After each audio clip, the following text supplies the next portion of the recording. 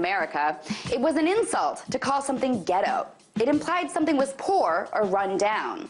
Also in the 80s in America, the restaurant chain Chuck E. Cheese was born. You know, the place with lame arcade games for kids, weird, dusty animatronics singing mice around the restaurant, and absolutely horrible pizza. Well, that same Chuck E. Cheese restaurant chain just got bought for about $1 billion by a private equity firm named Apollo, the same one that bought Hostess last year, thus saving the stupid Twinkie from extinction.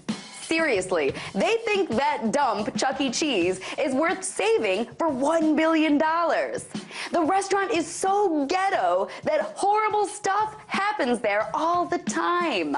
For instance, it has a killer named after it, the Chuck E. Cheese killer, because a man killed 4 employees at one franchise in Colorado. A 30-person brawl once broke out at a Chuck E. Cheese in Illinois over arcade prize tickets. In a Florida Chuck E. Cheese, of course, 18 men started fighting at a kid's birthday party, which led to a shooting and multiple drug arrests. Kids are constantly being abandoned at Chuck E. Cheese across the nation, sometimes by accident, sometimes on purpose. A woman pulled a gun at a Connecticut Chuck E. Cheese, a grandmother was assaulted at a Michigan Chuck E. Cheese, the list goes on and on.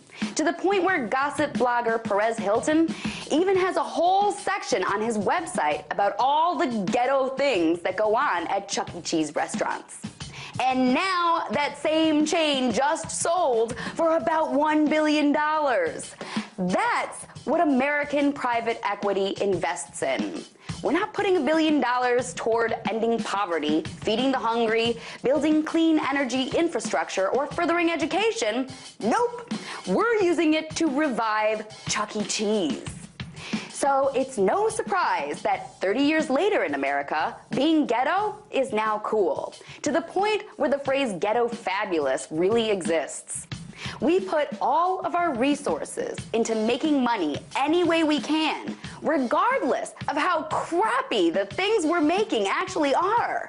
The result is that our entire country has now become one giant ghetto, complete with the world's worst pizza.